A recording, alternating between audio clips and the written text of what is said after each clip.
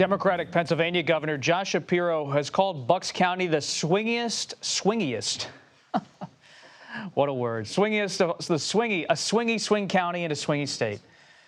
It's Bucks County, Pennsylvania. Paul Kane of the Washington Post recently knocked on voters' doors there and wrote about his experience for the Washington Post. Paul joins us now. Paul, my former colleague at the Post, always great to see you. You were having a bit of an adventure in my home county, Bucks County, Pennsylvania. Yeah.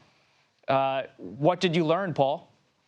Well, look, when you grew up there, I think the neighborhood we were walking in is about 8 miles, maybe 10 miles away from Pennsbury High School, where you went. I was a Upper Dublin kid in Montgomery County, a little further west. But we grew up with this image of Bucks County as such a place of moderation. It is the swingiest county in the swingiest state. That's what Josh Shapiro called it. And that's because Barack Obama in 2012 won the county by like 1%, 4,000 votes. Hillary Clinton won it by less than that, 2,700 votes. And that was not a big enough margin for her, and she ended up losing the state. But it also has sent such moderates to Congress, both Fitzpatrick brothers, Republicans, Mike and Brian, Patrick Murphy, a moderate Democrat. But what I found is that there's just a sense of real anger and division there. There isn't this sort of sense of community. Brian Fitzpatrick, the current representative who's wins regularly, despite being such a moderate Republican, not a Trump guy, works across the aisle. He campaigns on a theme of one community. His lawn signs say one community. His website says one community. But boy, it feels more and more like two communities there between the people that support Trump and the people that just despise Trump. These Democratic voters that we talked to were not there sort of begging for policy positions from Kamala Harris. They just wanted her to beat Trump. And Paul, when you look at the map of Pennsylvania, help us understand why Bucks County matters so much. It's not just that it's a swingy county. It's vote rich. There are hundreds of thousands of people living there.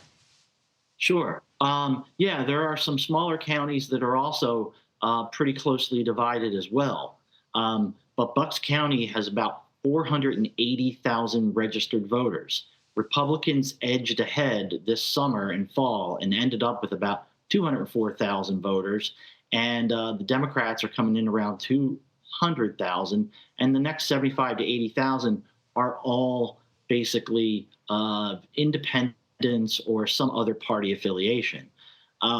That makes it a really unique spot in the Philadelphia suburbs and the Philadelphia collar counties, as we call them now, because the rest of those counties, Delaware County, everyone calls it Delco, Montgomery County, Chester County, they've all drifted pretty far to the Democratic side.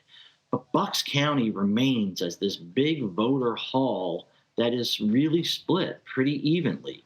And so that's why there's such a focus on it. It's not just we really want to win here, win by a couple of points, but that couple of points translates into 10,000 votes, 20,000 votes, which when you look at these elections, Hillary Clinton lost by about 40,000 in Pennsylvania. Joe Biden won by 80,000. Bucks County can be a real critical battleground. And Paul, I went back to Washington Crossing, Pennsylvania recently to cover Vice President Harris. She had an event there. What's your sense about the Harris campaign's ability to make inroads with traditional Republicans in places like Bucks County? Is that clicking based on your reporting when you're talking to voters? It is. She's doing good with independents. But again, the Bucks County that I remember growing up next door to has shifted a little bit. It used to be such a sort of lower Bucks, upper Bucks type of divide where the closer they were to the city, you could guarantee that those were old-time working-class Democratic voters. And the further out you got, it was anti-tax country club Republicans. But now with sort of the educational divides within the entire body politic, but within Bucks County, some of those areas that are further out are really well educated and they get repulsed by Trump. Those are the type of voters that she needs to try and go after. But I'll say this, there I was there 8 years ago on a trip following Senator Pat Toomey around and in Bucks County, and there was very little presence of Trump. People there were sort of the shy Trump voters. They didn't really want to boast about it. Now you go drive around anywhere in there, Doylestown, Newtown, and you will see Trump signs everywhere. So it's just a different vibe there now. It's a different environment. It's still going to be very close. She needs to win the county and preferably closer to Joe Biden's margin of about 4.3, 4.5%. But it's going to be close. Regardless of those changing vibes, Paul, I think we can both agree that the vibe that hasn't changed in Bucks County or Pennsylvania, or at least eastern Pennsylvania, is the support for the Philadelphia Eagles this time of year. Those were the one signs that every house had.